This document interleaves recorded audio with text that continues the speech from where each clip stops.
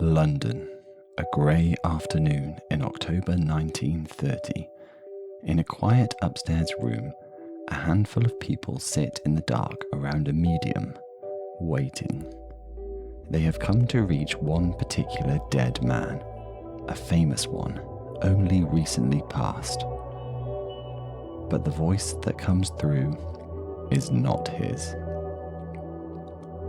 It is a man's voice, halting, distressed, and it does not want to talk about heaven or the afterlife or comfort. It wants to talk about a machine. It speaks of weight and lift and gas, of an airframe far too heavy for its engines, of a great craft going down in the dark over open country. It gives numbers, it gives technical detail, the kind of detail the woman speaking it has no way on earth of knowing. And then it gives a name. We will come back to that room and to that name, because to understand why a whole nation was sitting in the dark that autumn, straining to hear the dead, you first have to understand what the country had just lost.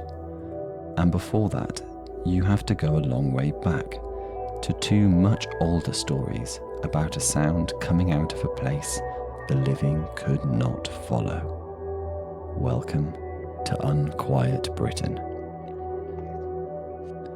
Anstey in Hertfordshire in the late 1600s. This is a hard, superstitious century. Civil war, plague, witch trials. A time when most people took it for granted that the ground beneath their feet was crowded with things that meant them harm. The Fiddlers of Anstey are famous across the whole country, and the most loved of them all is a blind man they call Blind George, who plays every night at the Chequers Inn. One evening, the talk in the inn turns to the Devil's Hole. It is a cave, a real hole in the ground, and an awesome one. Local people believe it runs for a mile underground, all the way to the mound.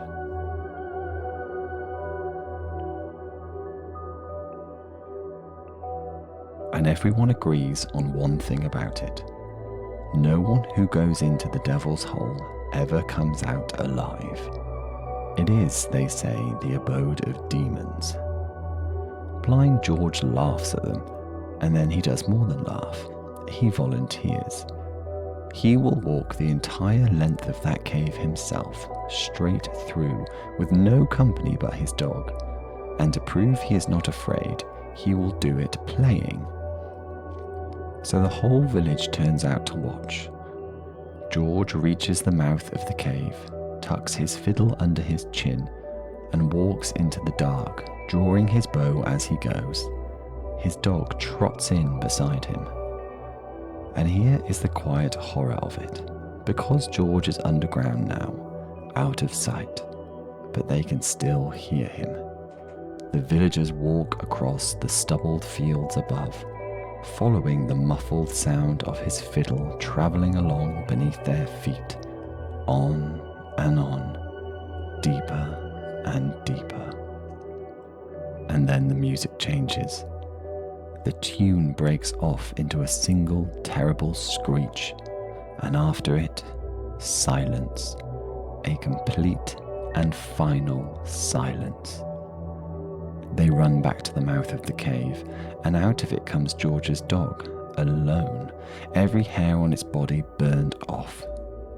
George is never seen again. When at last the village gives up hope, they seal the mouth of the Devil's Hole with rubble, and that, they say, is how it stays to this day. So here is the first answer to a question this whole episode turns on. What do we do when we think the dark has spoken to us?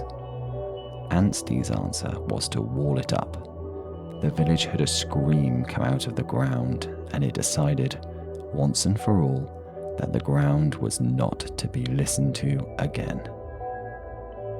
Imagine it, a village standing over a hole in the ground they have deliberately sealed, because they believed something down there had answered them. Because 200 years later, and 40 miles to the west, another man would seal something away for exactly the same reason.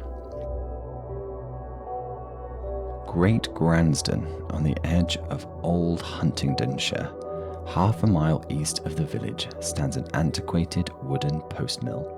Sails, timber, the whole great machine turning in the wind the way it always has. The year is 1867.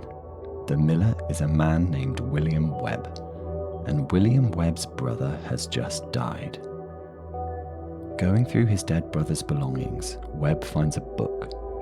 Not an account book, a book of black magic, and one with a name to stop anyone in their tracks.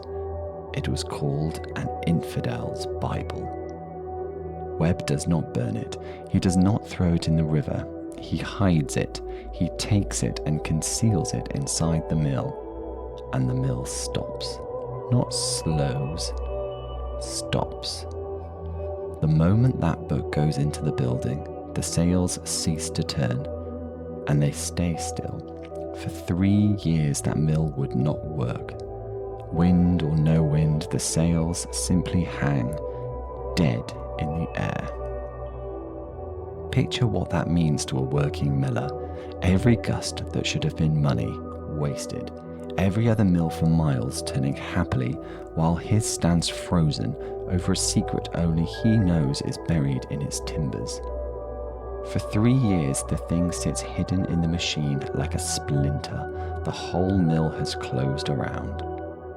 And then at last the book is found, and this time it is not hidden away. This time it is burned. And the instant the book burns, the sails begin to turn again. Now you can believe that a book of black magic stopped a working windmill dead for 3 years. Or you can notice something quieter and sadder, that a grieving man hid a dead brother's shameful secret in the heart of his own livelihood, and that the machine sat idle for exactly as long as the secret did, and started again the very day it was destroyed. Anstey heard demons in a cave. Great Gransden felt a curse in a mill. In both, the people were certain the darkness was doing something to them.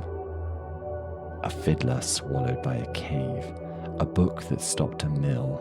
These are small, local, private darknesses. One village, one family at a time. But in the autumn of 1930, the whole country would sit down together in the dark and listen, and what it believed it heard came back speaking in numbers. Cardington in Bedfordshire. This is the home of the R101, the largest flying machine Britain has ever built. The pride of the nation, an airship more than 3 times the size of a modern jumbo jet, filled with over 5 million cubic feet of hydrogen, and bound for a triumphant maiden voyage all the way to India. They say she was like the Titanic. They meant it as a compliment. They meant unsinkable, indestructible. And you may already hear the problem with reaching for the Titanic as your image of confidence, because that word, indestructible, has been used once before about another great British machine, and the sea had answered it. The country did not seem to hear the echo.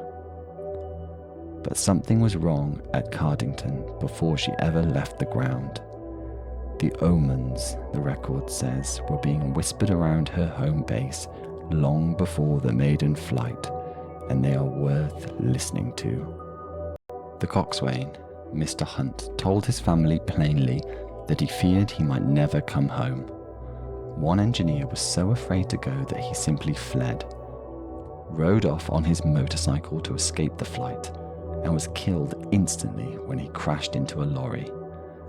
And as one of the ship's riggers, Walter Radcliffe, left his house to join the voyage, his young son suddenly cried out, for no reason anyone could name, "I haven't got a daddy."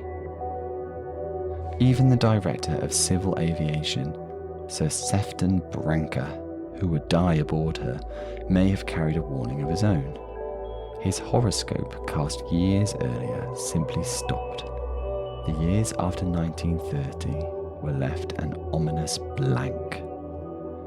On the evening of the 4th of October 1930, the R101 slipped her mooring mast at Cardington and set out for India. She never reached it. Low over the fields of northern France, in a storm in the small hours of the 5th of October, she lurched, wallowed, and slid down out of the night like a plunging whale into a hillside. 5 million cubic feet of hydrogen went up at once. Within minutes, the pride of Britain was a glowing tangle of metal. Of the 54 people on board, only 6 came out of it alive.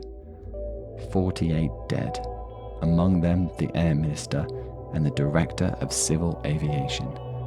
The country went into shock, and in its shock, it reached for the dark. Because there is a stranger detail still. At the very moment of the crash, it was said, the private telephone line of the R101's commander, Flight Lieutenant Irwin, flashed on the switchboard back at Cardington.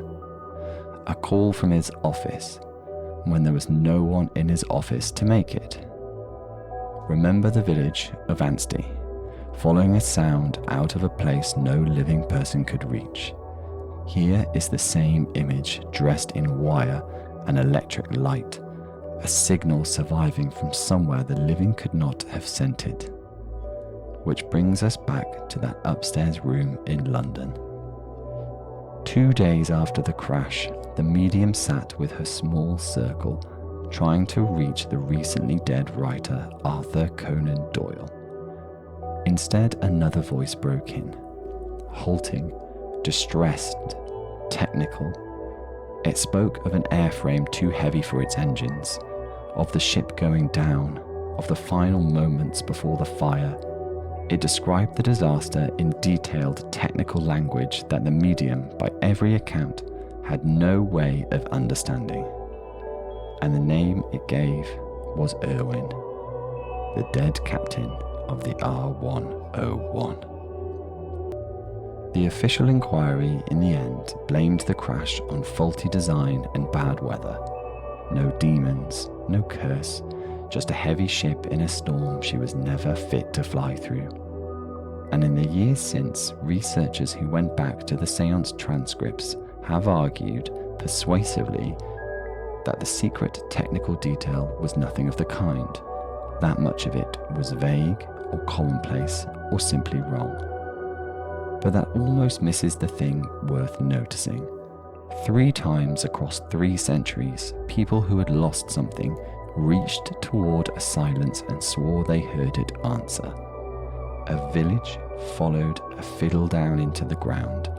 A miller felt a dead man's book stop his mill, and a grieving nation sat in a dark room and listened to a dead pilot describe his own death.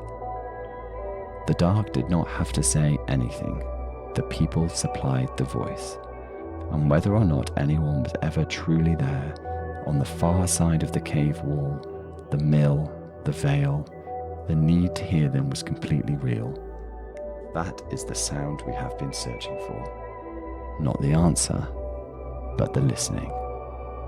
This is Unquiet Britain.